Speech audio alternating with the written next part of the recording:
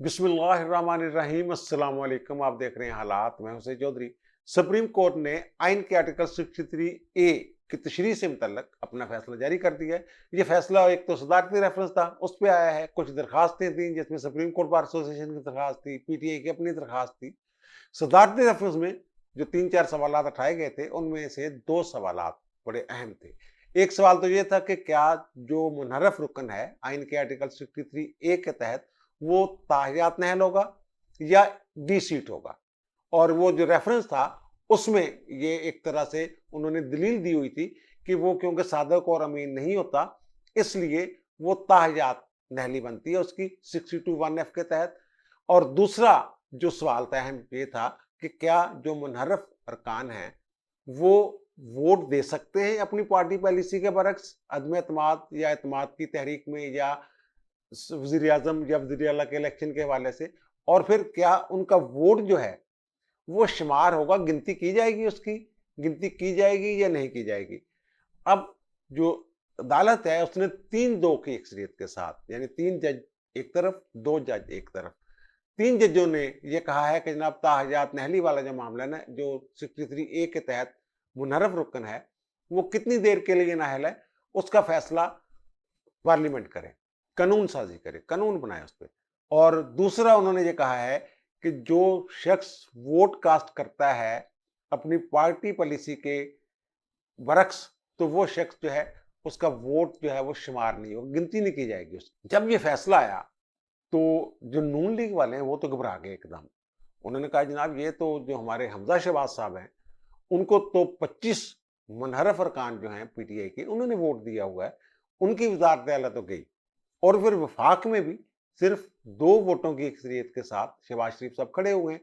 और जो मुनहरफ अरकान है, अब उनका वोट अगर कोई एतमाद के वोट के लिए सदर कहते हैं और वो एतमाद का वोट लेना पड़ जाता है, फिर 1-2 बंदे भी इधर उधर हो गए, वो तो फिर वो भी गए। ये एक अजीब तरह का माहौल बन गया। वो कहते ना, वो कांपे टांग गई, वो वाला माहौल बन गया जनाब। एकदम घबरा गए लोग सारे। और क्या वाकयातन ये ऐसा ही है? वो जजमेंट है, उसको तफसील से पढ़ें, उसके मुख्तलिफ पैराग्राफ जो हैं वो मैं आपके सामने रखूंगा। तो क्या ये खतरे वाली बात उसी तरह है जैसे आम लोग जो हैं जो सोच रहे हैं कि ये गया और वो गया। और दूसरी बात कि इस फैसले से क्या जो बहरान है, सियासी बहरान या आईनी बहरान इस मुल्क में, उसमें इजाफा हुआ है या कम हुआ है? क्योंकि सुप्रीम कोर्ट तो ये बार बार कह रही थी जनाब हम आईनी बहरान या सियासी बहरान के खात्मे के लिए बैठे हुए हैं। क्या इस जजमेंट से वो बहरान जो है वो खत्म हो जाएगा या मजीद बढ़ेगा?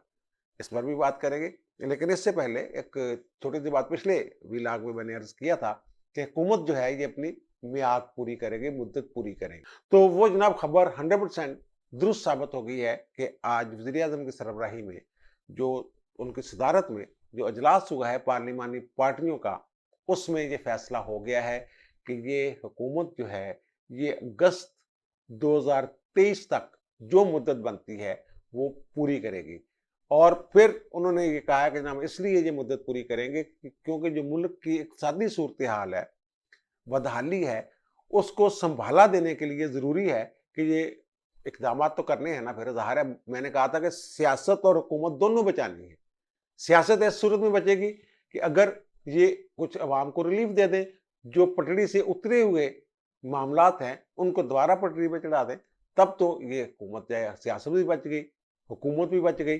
वो कहते हैं कि ये तबाह मैशियत को हमने बचाना है और मुल्क को आगे लेकर जाना है। 2 वोटों की हुकूमत है, ये भी एक बड़ा अहम सवाल है। और ये भी एक बात मैंने कही थी पिछले व्लॉग में। और जो सुप्रीम कोर्ट के जजमेंट के साथ कुछ लोग उसको जोड़ रहे हैं, रावलपिंडी के मामलात को, तो मैंने ये कहा था कि जो हुकूमत है ये चाहती है कि स्मूथ रनिंग ऑफ गवर्नमेंट के लिए वो उन्हें फैसिलिटेट करे।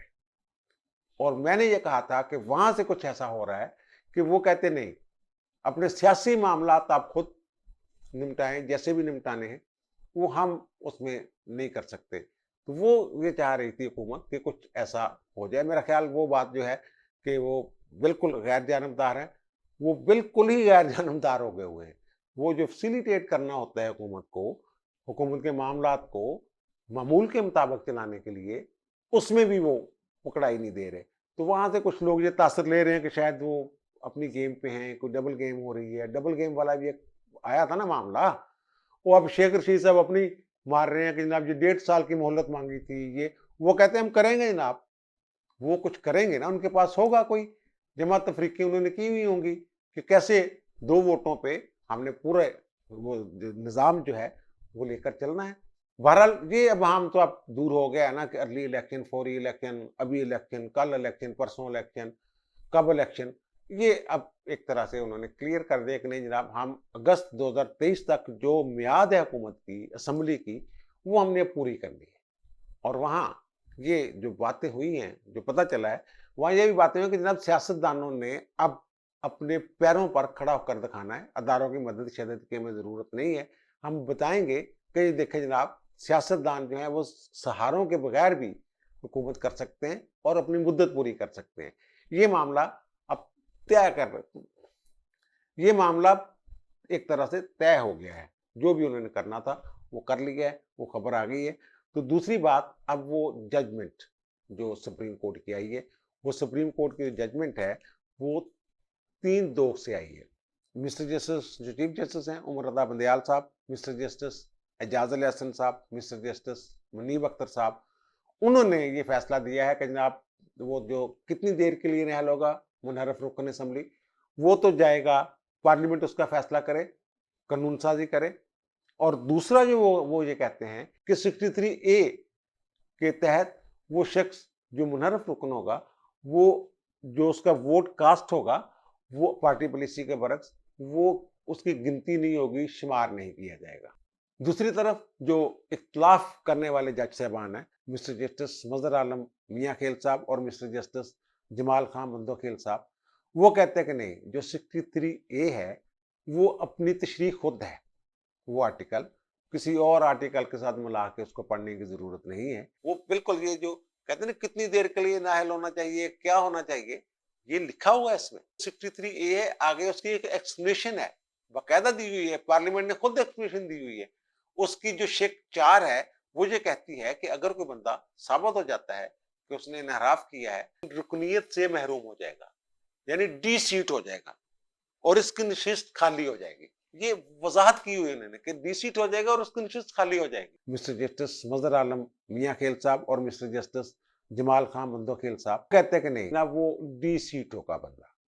ये उनकी जजमेंट है और उन्होंने ये मेरे ख्याल बजा तौर पे कहा है कि इससे मजीद पेचीदगियां पैदा होंगी। जो ये तशरीह कर दी गई है, इससे कई पेचीदगियां मजीद भी पैदा होंगी। वो पेचीदगियां क्या होंगी ये हम डिस्कस करते हैं साथ साथ, लेकिन पहले हम देखते हैं कि वो उन्होंने क्या फैसला दिया है अक्सरियत ने।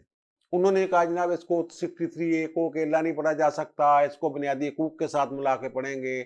आर्टिकल 17 जो है, जो पार्टियों वाला है, सियासी जमातें बनाने वाला, उनकी तंजीम साजी, सियासी जमातें अगर मुझसे कम होंगी, वो बुनियाद हैं जमहूरियत की, तो जमहूरियत मजबूत, इस टाइप वो यानी सारा जो उनकी जजमेंट का आप देखें लुब्बे लबाब ये है कि वो सियासी पार्टियों के इर्द गिर्द घूम रहा है। वो कहते हैं इसको बाकी आर्टिकल्स के साथ भी मिला के पढ़ेंगे। भाई बाकी आर्टिकल्स के साथ मिला के सिर्फ गिनती वाला एक मामला रह गया था कि गिनती करनी है या नहीं करनी, वो दूसरी तशरीह भी फरमा देते आप। अगर ये सेल्फ एक्सप्लेनेटरी नहीं है तो फिर आप उसकी भी तशरीह कर देते कि जनाब नाहली नूहली के वाला सारा मामला कर देते, पार्लियामेंट में भेजने की क्या जरूरत थी। वो जो इख्तलाफी नोट देने वाले हैं वो जो कहते हैं ये इस तरह तो एक यार नया कानून बनाया जा रहा है, नया कानून बन जाएगा, इस तशरीह से एक नया आइन बन जाएगा। बहरहाल वो कहते हैं कि नहीं जनाब इनको शुमार नहीं करना, गिनती नहीं करनी। अच्छा, इससे बाहर ये लगा कि ये जो हमजा शहबाज साहब हैं ये गए, क्योंकि 25 वोट जो हैं इनको वो थे जो पीटीए वालों के थे। अच्छा, हमजा शहबाज साहब को जरूरत थी 186 वोटों की, यानी कि निसफ से ज्यादा अरकान के वोटों से मुंतखब होना होता है वजीर आला ने। ओके, ठीक हो गया जनाब, लेकिन इन्होंने लिए 197 वोट। 25 वोट वो कहते हैं पीटीए वालों के हैं, जो मुनहरफ अरकान जिनको कहा जाता है मुबैना तौर पे। तो वो अगर मुनहरफ अरकान के वोट गिनती में से निकाल दिए जाएं, अब देखना यह है कि वो मुनहरफ हैं या नहीं है। ये अदालत की जो जजमेंट आई है इसमें 2 पैराग्राफ हैं, वो हम दिखाएंगे आपको स्क्रीन पर भी। तो वो अगर वो निकाल दिए जाए 25, तो पीछे रह गए 172, और 172 हमजा साहब के पास और उनके मुखालफिन जो हैं अगर यही तादाद रहे, इसी तरह रहे, तो वो 174 बनते हैं, यानी 2 वोट ज़्यादा बनेंगे।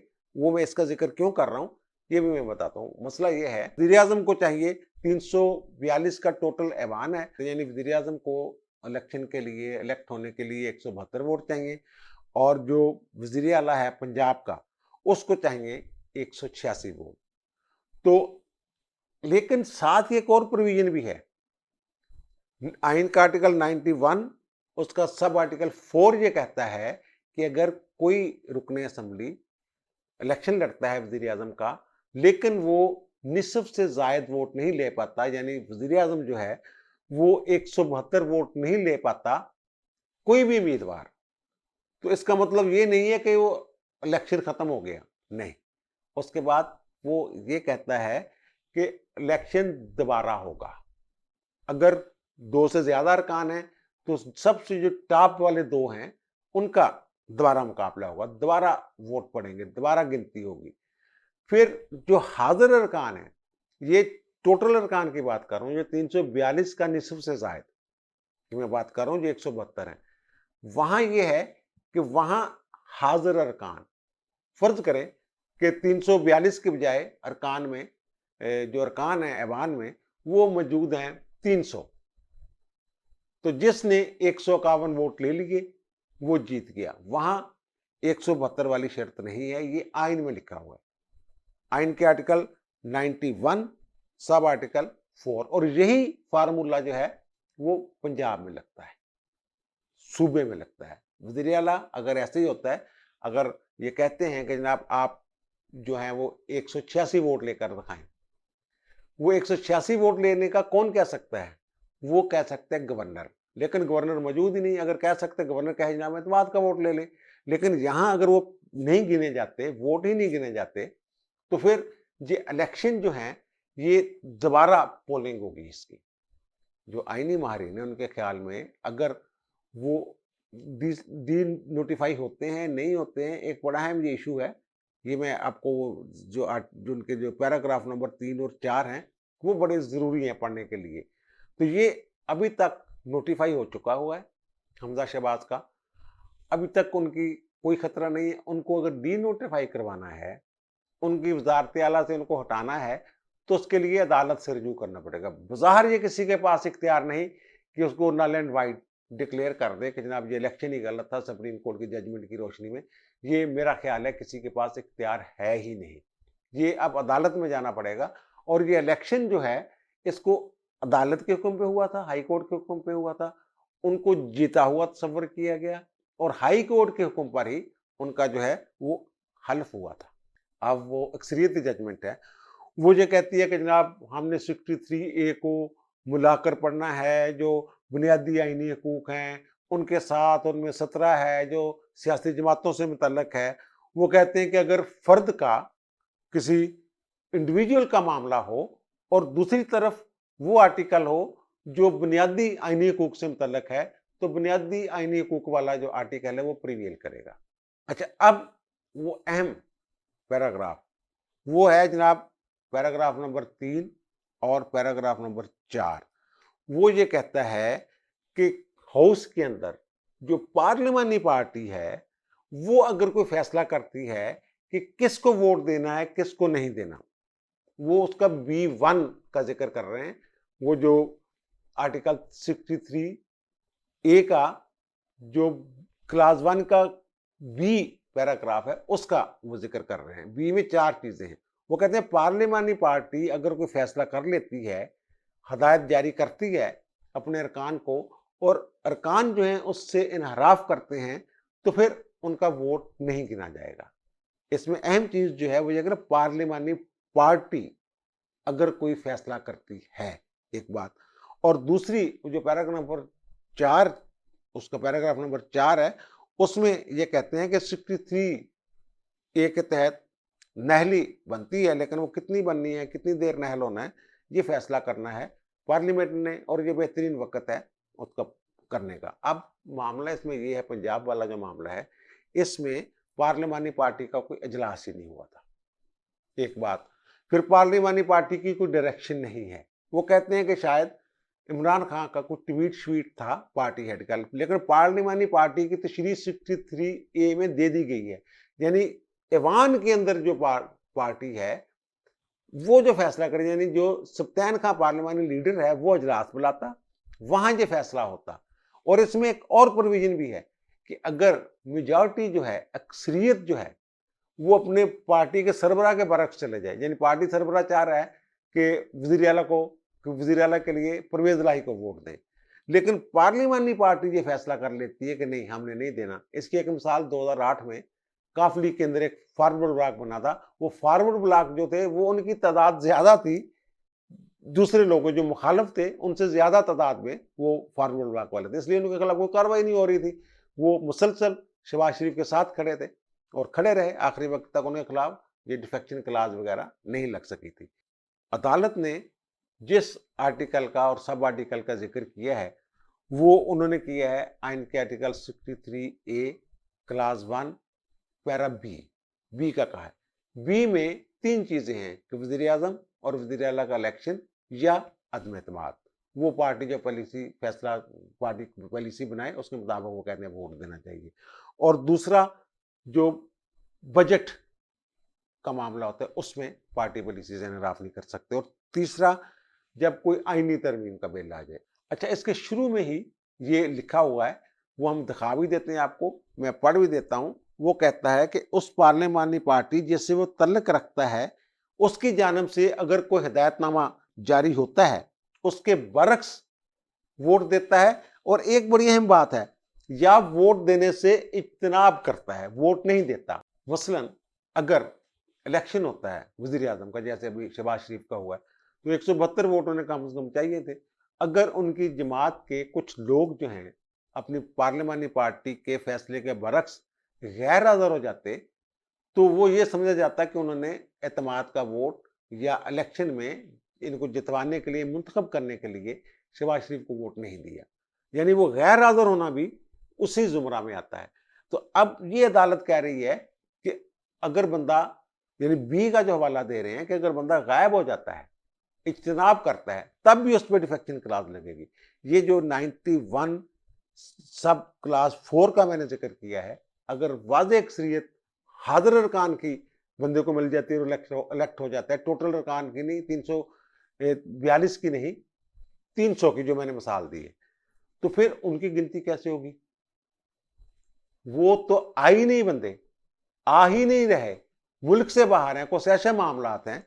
ये इसलिए ये मेरा ख्याल है कि जो जजमेंट है ना, ये गिनती ही मुश्किल होगी। यानी ये जो खड़े होके वोट दे गए हमजा को, वो तो आप कहते हैं ना गिने।